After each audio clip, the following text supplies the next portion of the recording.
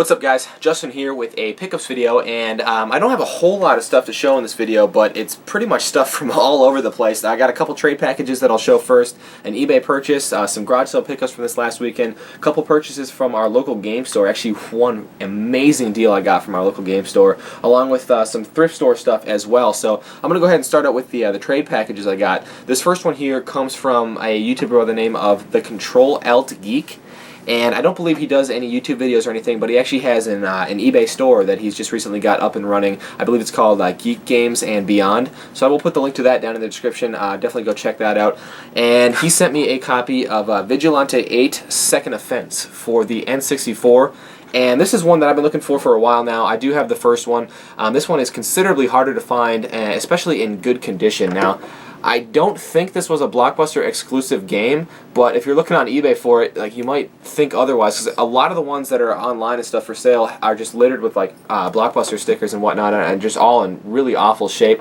And again, like I said, I don't think it was a Blockbuster exclusive game. Maybe it was just a late release that didn't sell very well, so a lot of the copies that are out there are Blockbuster rentals and obviously aren't in the greatest shape. But I was very happy to pick this one up. So thank you very much for that trade, man. Again, the link to his eBay store will be down in the description, so definitely go check that out. And this next package here comes from my good friend on here, Scorpion Slayer 66. Now, he did an unboxing video for the stuff that I sent him, which I'm sure by the time this video gets uploaded will be long outdated on his channel. He puts up quite a bit of content. But anyway, we worked out a deal, and he sent me a couple GameCube games here. The first one is The Legend of Zelda Wind Waker. It is a player's choice version, but it is complete. And he told me the disc on this one was a little bit rough, which it was, but I had to get a couple of discs resurfaced earlier today anyway, so I brought this one with me and got it resurfaced, and it looks much better now. So that was cool. And then the other one he sent me was a copy of Tales of Symphonia, complete black label. Both discs are in there. So very cool on that, and he actually threw in a couple extra games for me, which I really appreciate, man. Thank you a lot for throwing these in.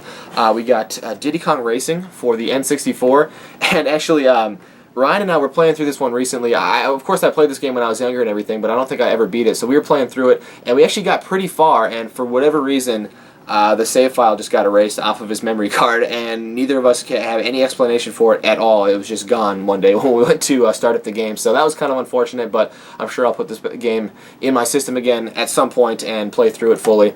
And then the last game he threw in for me was a copy of Stadium Events for the NES. Obviously, I'm kidding. It's Athletic World, but I always love making that joke whenever I pick this game up. But actually, I think this is in better condition than the one that I personally own, so I'll definitely be switching this one out for mine. So again, thank you very much to Scorpion Slayer 66 for the awesome trade. I will put the link to his channel down in the description. If you want to see what I sent him, you might have to scroll back a little ways on his channel to find that, but it should still be up there.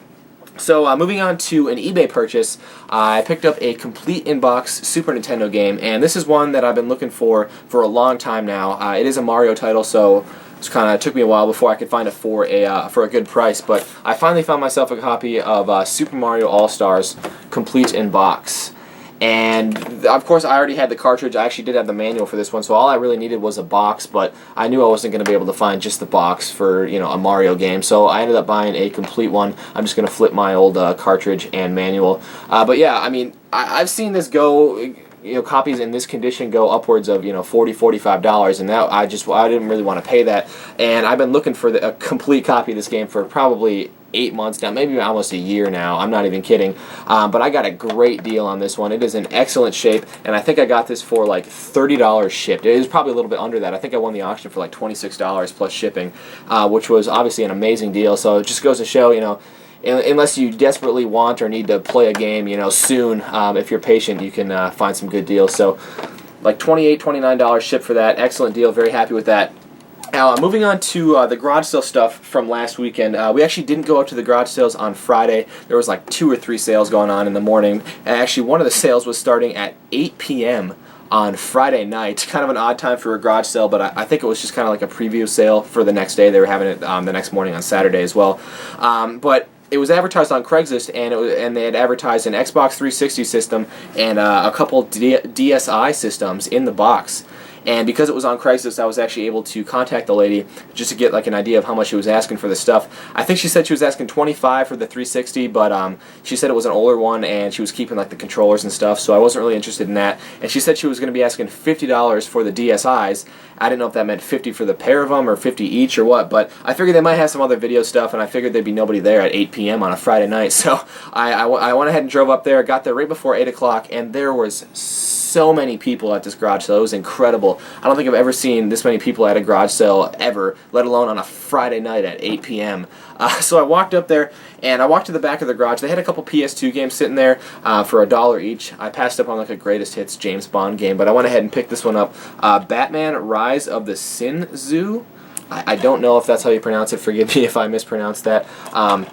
Like I said, $1 for this one. It is not complete, missing the manual, but it's just one that I've never seen before, so I figured I'd pick it up for $1. And then when I went to pay for this, I asked the lady if she had any other video game stuff for sale, and she pulled out one of the DSi systems for me. She said she had the 362, but she had forgot the cords for it and stuff, and like I said, I wasn't really interested in that anyway.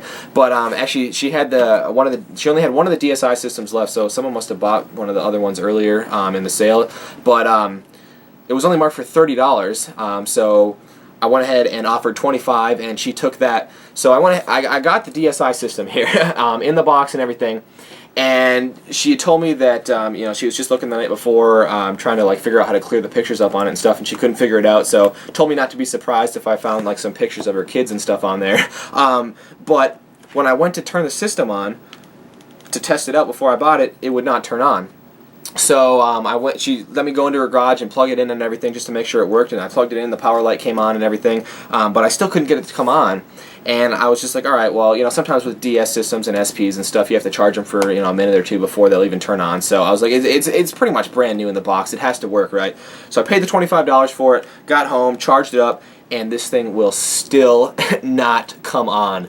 And I have no idea what could be wrong with it. Like I said, I mean, it's pretty much brand new in the box.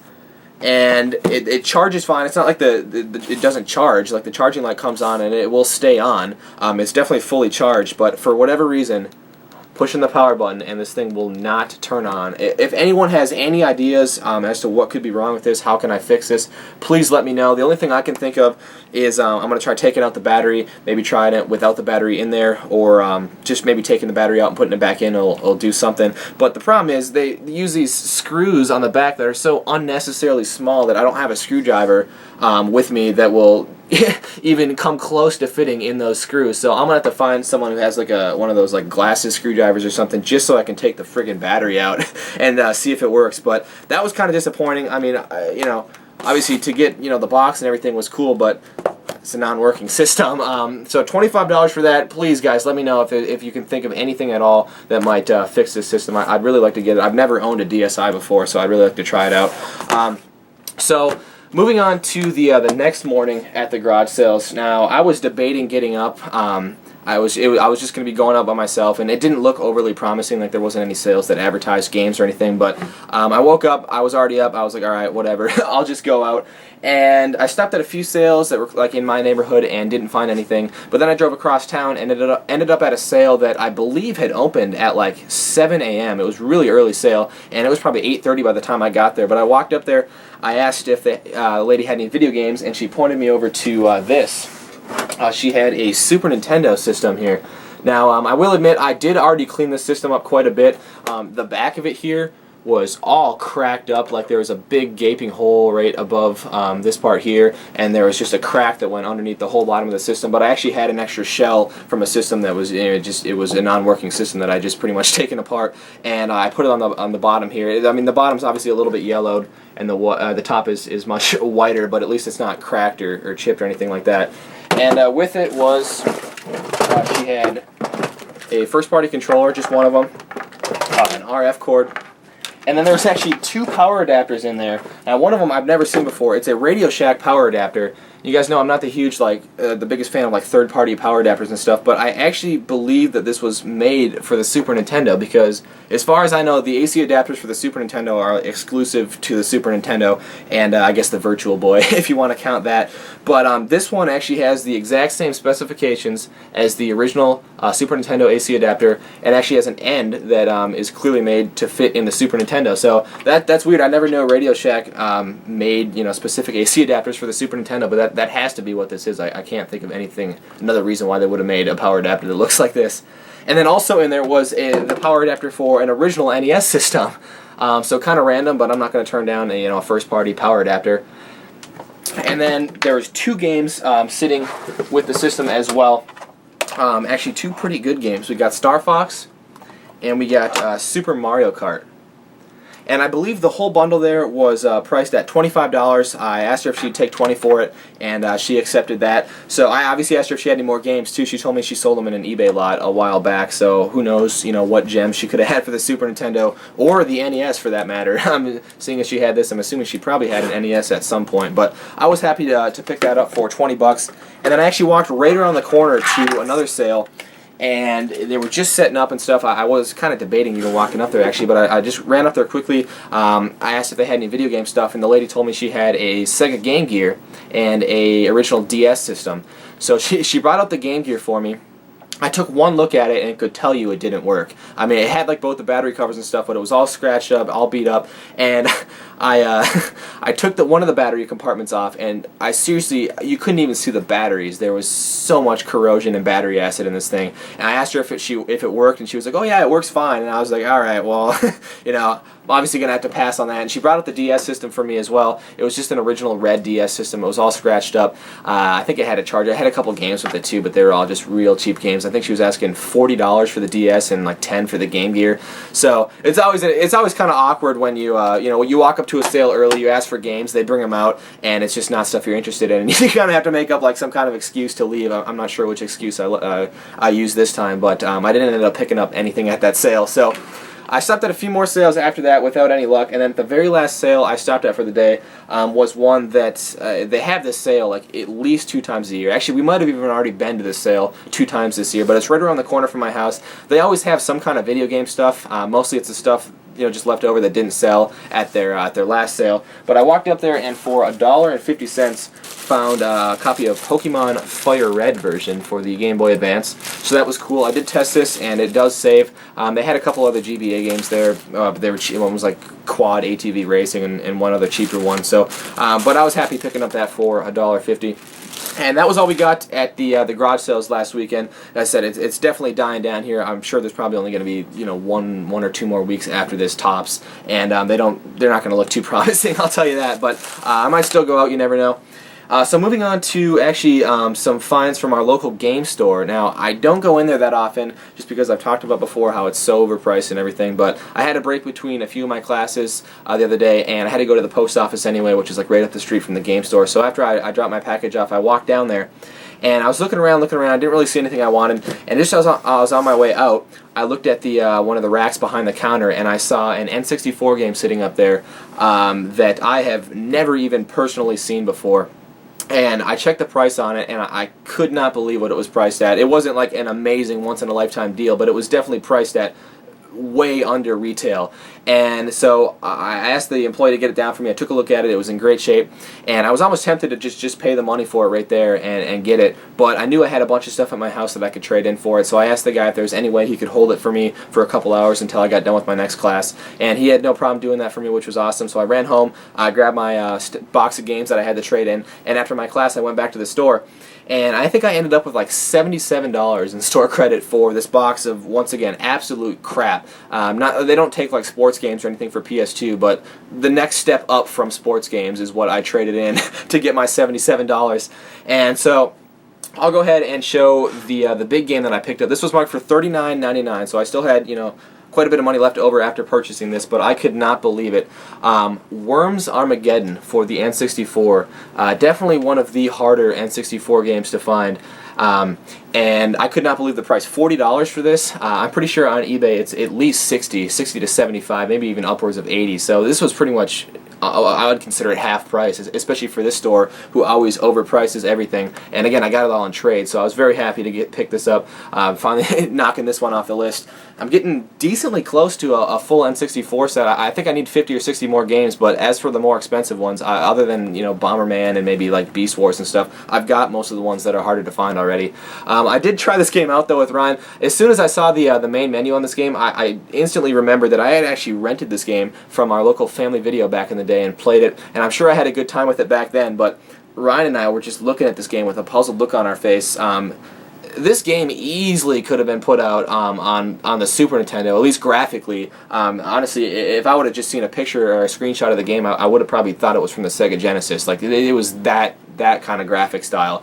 And I know Worms is kind of like a 2D thing. I don't know if this was like a port from like a PC, or I'm assuming it was a port of something, because it did not port well to the N64. I mean, even the music, there wasn't even any music during the gameplay. There was some random, jingles and some beats playing in the background, but there wasn't any kind of music or anything like that. So kind of a disappointment on the gameplay, in my opinion. But again, to find this game at our local game store for such a good price and to get it all on trade, I was ecstatic to pick that one up. And like I said, I had a bunch of trade credit left over as well, so I picked up another N64 game that I needed for my collection. This one was marked at $15. I think realistically it's probably more of like a $10, $12 game, but again, it was trade credit. I got Duck Dodgers starring Daffy Duck. Another one that I think is a little bit harder to find. It's got some writing on the cartridge. Actually, it was a lot worse when I first got it. I was able to get most of it off, and I think I'm going to pick up like a Magic Eraser or something. I've never tried the Magic Erasers, but I've seen so many videos now on YouTube of people just taking a permanent marker with them that I got to go up to Walmart or something and see if they have them, pick some up. So I should be able to get the rest of that writing off. And then also for the NES, I picked up this, which I don't think I've ever seen this game before either. It's Advanced Dungeons & Dragons Pool of Radiance. I think this one was marked at $22.99, which I think is a decent price for the game. I think it's probably like a $20 game on eBay, so I had no problem paying that for it. It's in really, really nice shape. The label is still pretty glossy on this one. And I don't know how many Dungeons & Dragons games came out on the NES. I know there's at least two. There's probably three. I think I can think of three of them off the top of my head. I could be wrong though, so if anyone knows, let me know on that. Feel free to correct me on that. So I grabbed that, and then I had just a couple extra dollars left over because the lady actually gave me 10% off. The girl that was working there now gave me 10% off, even though I didn't have any 10% off coupons or anything. Usually when you buy something from the store, they give you like a 10% off thing on your receipt for your next time you come in, and I'm sure I had some at one point, but they're long expired now. But she said, you're in here all the time, so she had just went ahead and gave me 10% off, which was another bonus, definitely the icing on the cake. So I had a few dollars left over still after that. I picked up a copy of Super Putty for the NES. I think this was marked for $4. I ended up just paying like $1 and whatever difference it was with the trade credit, but just pretty much to use up the rest of it. But very, very happy with that haul there. Again, to get this locally for such a good price was just amazing. And then finally, moving on to some thrift store stuff. I believe this is the last stuff I'll have to show for this video. I think I went last week with my cousin later in the day, and was surprised to see this DS game sitting back with all the other games. The only DS game, only video game they had there at the time, actually, Yoshi's Island DS. And this is one, I think I picked this up from the Goodwill a few months ago as well, and I think that one was missing the manual, so I just ended up getting rid of that one. But this one was complete. Definitely be keeping this one for my collection. I'm getting a little more into collecting for the DS now, and especially the Wii, especially like the RPGs and stuff on both those systems. So be hanging on to this. And then also there on that same day they had a Yahtzee for $1.99, I believe I paid for this. Now the market has gone down significantly on these. I think I'm sitting on like 4 of these right now. I used to flip these for 20, even $30 like around Christmas time and stuff. And I've had one listed now I think online for like $10 or something like that, and it's not selling. So I don't know where the market went, but I'm still gonna buy them for $2 because obviously I'm anticipating it's gonna go up again, hopefully, and I'll be able to do something with them then. And then finally, the last thing I had to show for this video, I went back to the Goodwill, I think just maybe even the next day after I found that Yoshi's Island DS, and they had this there, New Super Mario Bros. And this one was complete as well. I do already have this game though. I pieced it together from an empty case and manual I found at a garage sale in a loose game that I picked up in a Craigslist deal or something. So this one is a double now, so I'll find something to do with that. But yeah, I think that $4 is what they charge for the DS games at the Goodwill. So I had no problem paying that for a Mario title. Anyway though, I believe that was all I had to show for this video. I want to say thank you one more time to both those guys I did trades with, Control Alt Geek and Scorpion Slayer 66. Definitely check out the links down in the description. And until next time, guys, take care.